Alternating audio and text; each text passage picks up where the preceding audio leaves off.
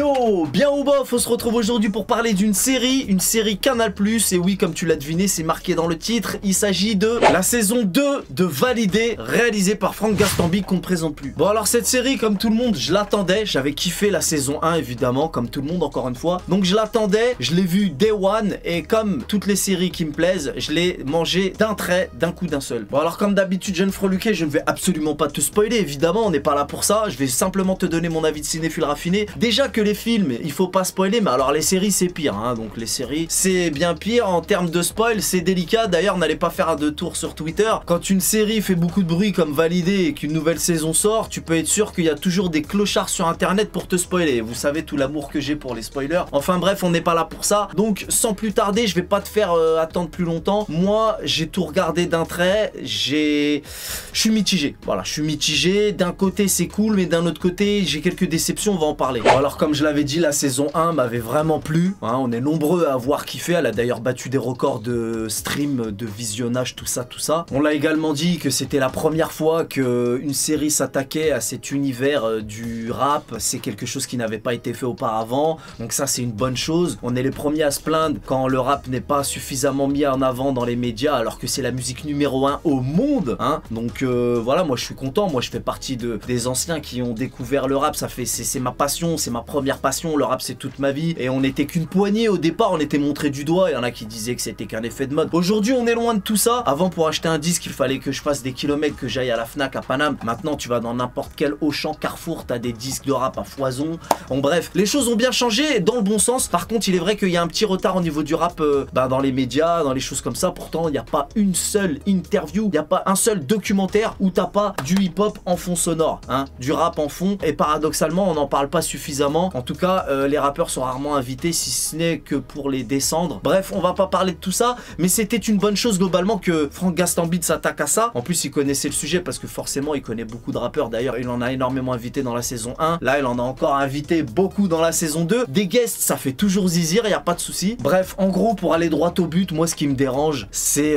les clichés et les problèmes à répétition. Ça veut dire que bon, alors déjà je dis souvent que la vie n'est qu'une succession de problèmes, mais à ce point là c'est grave. Je veux dire, là il y a toujours une dinguerie, il y a toujours un mort, il y a toujours... Franchement, on dirait que le monde du rap c'est pire que la mafia, c'est pire que... Je veux dire, ça fait peur. Moi je trouve que ça donne une mauvaise image du rap. Alors oui, il y a des dingueries, oui il peut y avoir des agressions, voire même des morts, il peut y avoir tout un tas de jalousie engendrée par la réussite, tout ça c'est une réalité. Mais là c'est systématique, automatique, et déjà que les banlieues ont pas très bonne réputation, mais là c'est le rap il y a une mauvaise image du rap et de la banlieue de manière générale. Alors évidemment c'est romancé, hein. Si tu fais une série qui n'est pas romancée sur le rap, ben dans ce cas là fais un documentaire. Donc je veux bien que ce soit romancé, je m'attendais à ce que ce soit romancé, mais là il y a, tu sais, les problèmes s'enchaînent. Je vais exagérer, mais on dirait Plus belle la vie du rap. Tu sais, on dirait une série, genre dans Plus belle la vie, j'exagère, ça n'a rien à voir, hein. Mais dans Plus belle la vie, c'est genre, il faut que t'aies un problème. Ils sont là, il y a toujours un nouveau problème. J'ai jamais regardé Plus belle la vie, mais j'ai déjà aperçu quelques épisodes et puis je vois le genre. J'aurais pu dire un autre titre que Plus belle la vie, hein. Tu sais, ces séries bidons, en fait, je veux dire ça, les séries bidons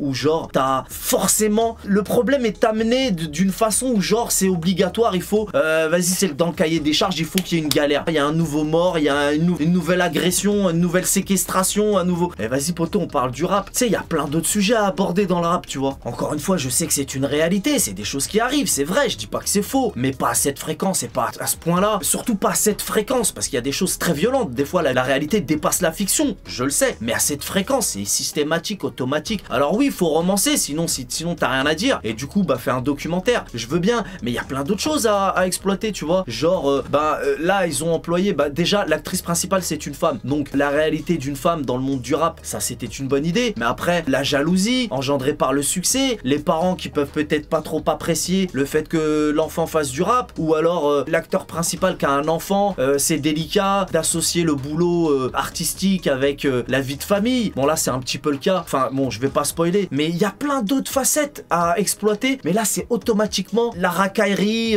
les tueries. Tu vois, c'est trop. Franchement, je trouve que ça devient caricatural. Après, ça m'a plu quand même, hein, puisque j'ai tout regardé d'un trait. Moi, quand ça me fait chier, je me force pas. Donc, ça m'a plu quand même. C'est du divertissement, donc ça fait le job. Mais voilà, moi, comme je l'ai dit, c'est ma passion. C'est quelque chose qui me tient particulièrement à cœur. C'est d'ailleurs pour ça, certainement, que personne s'est attaqué à ça, à part Franck Gastambide. Et il l'a bien fait, il a raison. et voilà, je vais pas casser du sucre sur son dos parce qu'il fallait quand même quelqu'un s'attaque à ça. D'ailleurs, j'espère que d'autres suivront, comme bien souvent quand on commence un truc, après il y en a d'autres qui suivent et il y en a qui le feront. Il y a encore plein de sujets à exploiter, mais comme c'est un sujet qui me tient à cœur, je trouve que l'image des banlieues, l'image du rap, franchement, quand tu regardes ça, t'as pas envie de faire du rap, t'as pas envie de te lancer dans le rap. On dirait que quand tu te lances dans le rap, c'est il y a un mec qui va venir te tuer, ou tu sais, c'est où t'as un mec du quartier qui va vouloir te soutirer de l'oseille, ou les maisons de disques qui sont constamment là à vouloir t'arnaquer. Encore une fois, ça doit être vrai, là par contre je peux pas en parler, j'ai jamais signé de contrat en maison de disques. Mais imagine maintenant t'es un jeune passionné de foot, il y a une série qui sort sur l'envers du décor du football, et vas-y, c'est meurtre à tout va, séquestration à tout va, soutirage d'oseille,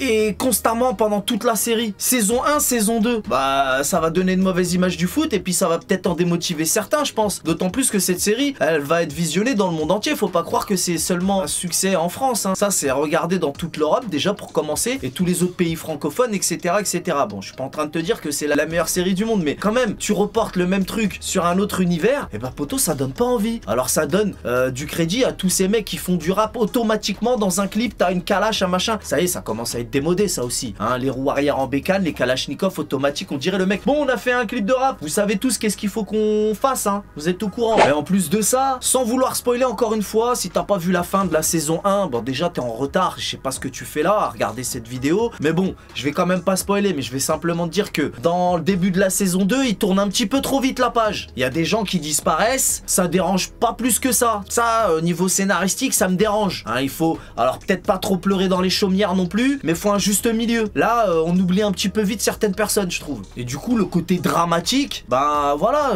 on peut pas banaliser des disparitions comme ça. C'est le cliché, le cliché. Mais voilà, tout ça pour dire que oui, ça m'a plu, mais je reste mitigé parce qu'il y a quand même plein d'autres sujets à exploiter. Et là, c'est de la surenchère. Moi, ça me dérange un peu. Quand tu veux faire un clip, il y a des mecs armés jusqu'aux dents qui viennent t'en empêcher. T'as les maisons de disques concurrentes qui utilisent des procédés exagérés pour t'empêcher de sortir ton disque. Ça parle de meurtre, de trucs. Je veux dire, à un moment donné, on n'est pas dans un film à la Scarface, là. On est... Je veux dire, c'est trop. Donc au final, les rappeurs, quand ils exagèrent, ils ont raison dans leur texte. Ouais, tous les rappeurs, c'est des braqueurs, des tueurs, des dealers, tous les rappeurs ne sont pas comme ça. Et puis, la vie, c'est nuancé. Voilà, je sais bien qu'il faut... Sinon, ça aurait été un documentaire. Donc il faut romancer. Tu peux romancer, il y a plein d'autres sujets à exploiter. Tu peux parler de la difficulté qu'ont certaines personnes à s'adapter à la vie d'artiste, sans forcément parler de jalousie ou autre. S'adapter à la vie d'artiste, c'est pas évident, pour plein de raisons. La jalousie, on peut en parler aussi. Ça engendre des jalousies, comment les jeunes peuvent péter les plombs, mal gérer leur argent, quelque chose de sournois au niveau des maisons de disques ou des gens qui viennent vers toi par intérêt. Mais de là à aller tout de suite, vas-y flingue, l'autre il crève, l'autre il truc, l'autre séquestration, c'est trop. Pour moi c'est trop. Il y a moyen d'exploiter tout ça de manière réelle et romancée, mais pas... Et là c'est des idées que je t'ai données comme ça, mais il y a plein d'autres idées encore. Et je t'ai dit, dans la vie c'est nuancé, là il n'y a pas de nuance, là c'est tout, j'allais dire tout blanc ou tout noir, mais là c'est carrément tout noir. Je t'ai dit, t'as pas envie de faire du rap. Franchement, le monde du rap, t'as pas envie de t'en approcher, hein, que ce soit en tant que manager, que rappeur, tout ce qui donne au rap, ça donne pas envie, poto. Je te dis la vérité, ça donne pas envie. Alors après, on peut aussi dire, est-ce que quand je vais au cinéma voir un film d'action, est-ce que je me pose ce genre de questions? Évidemment que non. Mais là, il s'agit de l'envers du décor dans le rap français. Donc quand tu vas regarder un Fast and Furious, tu sais très bien que c'est des bullshit. Mais là, c'est un fait de société, un sujet d'actualité, et il y a forcément des gens qui pensent que c'est comme ça. Il y a déjà des gens qui pensent que les banlieues, c'est un coupe-gorge pas possible. Et à tort, mais il y a quand même une réalité, hein, au niveau des banlieues, on va pas se mentir. Mais c'est aussi le cas en dehors des banlieues, hein. Il y a des tragédies partout. Mais dans le rap français, là, ça fait flipper. Et les gens sont en droit de penser que dans le rap, c'est comme ça. Je t'ai dit, chanteur, producteur, même les photographes, tout ça, t'as pas envie de t'approcher de cet univers quand tu regardes cette série. Bon, alors la saison 1, c'était comme ça. Tu peux te dire, bon, écoute, Apache, il avait une vie, bon, voilà, c'est la vie d'un gars. Mais là, c'est encore rebelote pareil. Je veux dire, là, ça devient systématique. Ça peut être le cas, ça peut être un sujet à exploiter. Et la vie de un gars. Malheureusement, il y a des gars, c'est leur vie. Voilà. Mais c'est pas la vie de tout le monde. C'est pas la vie de tous les rappeurs. Et là, en plus, c'est une rappeuse. Donc là, non, là, c'est trop. Ça passait une fois, mais après, fallait... Là, c'est trop. Alors, je dis pas qu'il fallait pas mettre un peu de violence ou de racaillerie. Enfin, je sais pas comment appeler ça. Mais là, c'est trop. Il y a que ça. C'est en fait, ça tourne que autour de... Je t'ai dit, à chaque fois, il y a un problème. À chaque fois, il y a un mort, il y a un braquage, il y a que des dingueries. C'est automatique. Et ça me dérange. Alors, Franck Gastambide, je l'aime beaucoup. Il a fait des très bons films, réalisateur, tout ça. Je vais pas lui apprendre son métier. Il connaît. Et en plus, il connaît aussi l'univers du rap. Il a énormément d'amis. Il connaît ce milieu parce qu'il a commencé là-dedans. Voilà, je vais pas refaire son CV, mais on sait qu'il a participé au clip Pour Ceux, et puis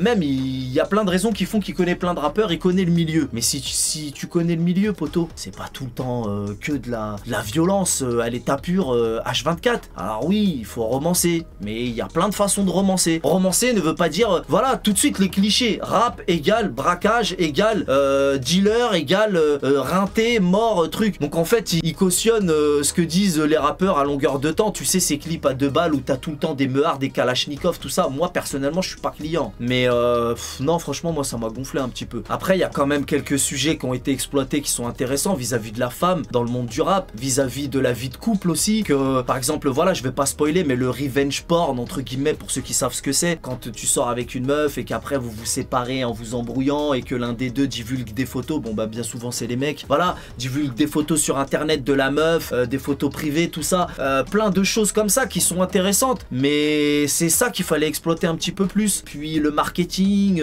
le fait que l'actrice principale ait un enfant, bon voilà, je suis obligé de spoiler pour développer, mais bon, c'est pas des gros spoils. À part ça, c'est quand même bien réalisé, les acteurs sont touchants pour certains. L'actrice principale est nickel, il y a beaucoup de monde qui se moque d'elle, comme quoi qu'elle s'est pas rappée et tout, les gens exagèrent. Moi je l'ai trouvée très bonne, elle se pose très bien, et d'ailleurs ils sont un petit peu limités dans les séries, comme Attic, il était un petit peu limité, il avait fait une super prestation, rien à dire. En termes de rap je te parle, hein, parce qu'il y a l'acting et l'artistique. Donc au niveau de l'artistique, ils sont un petit peu limités, et après la série, Attic nous a montré tout l'étendue de son talent dans ses différents projets qui sont sortis par la suite. Donc t'as le niveau dans la série, je parle du rap, et après la série, elle va nous sortir des projets certainement bien plus, enfin moi en tout cas je suis pointu sur l'artistique, et bien souvent après la série c'est là qu'on voit tout l'étendue de leur talent. Au niveau acting, Attic était très bon, mais il a découvert sur le tas. Elle, on voit qu'elle a déjà des notions d'acting, elle est très bien dans son rôle. Il y a des scènes, voilà, je vais pas spoiler, mais il y a des scènes où j'ai examiné, j'ai mis mes retours,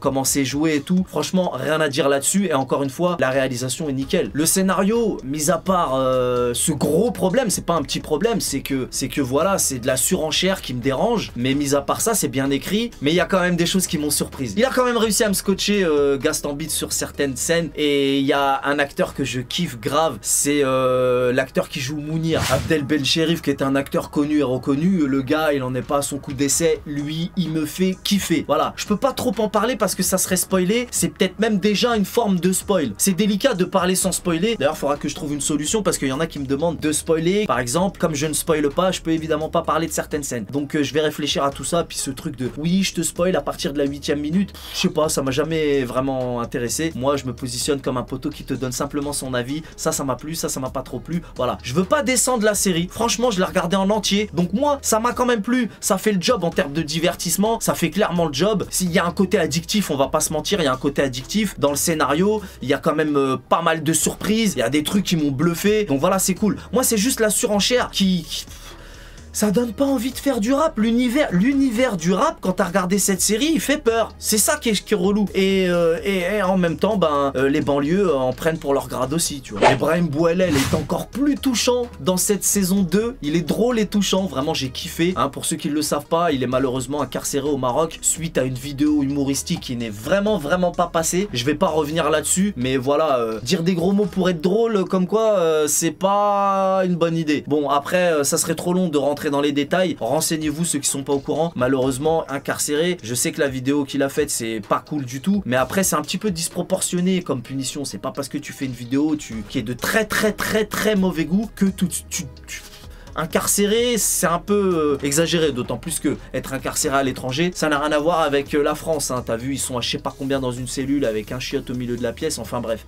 C'est triste pour lui, en tout cas il a un rôle encore plus touchant et plus intéressant, vraiment touchant, parce qu'en plus d'être drôle, il est touchant, donc là, il a un rôle plus intéressant que dans la saison 1, moi j'ai kiffé, donc voilà, il y a des personnages qui me plaisent, je salue la démarche, la série, c'est super, mais voilà, le côté surenchère, ça me dérange un peu. Et il y a aussi Saïd Tagmaoui, j'allais l'oublier. le retour de Saïd Taghmaoui dans un projet en France, magnifique, grand acteur, hein, qu'on ne présente plus, Saïd Taghmaoui, grand acteur, il a un rôle nickel, un rôle de méchant qui lui va comme un gant. Alors, le rôle de méchant, l'histoire avec l'actrice principale, je vais pas spoiler, mais ça, il y a rien à jeter, c'est nickel, c'est super bien écrit, au-delà de la performance d'acteur de Saïd qui est incroyable, mais même son rôle est parfaitement bien écrit, l'histoire c'est carré, c'est pas de la surenchère, mais c'est tout le reste à côté. Alors ça, c'est un rôle de méchant et c'est des scènes qui sont assez délicates et violentes, donc ça passe parce que c'est bien amené, mais tout le reste là, c'est trop, il y a trop. Tu sais, tu veux faire un clip, tu te fais braquer, je te dis,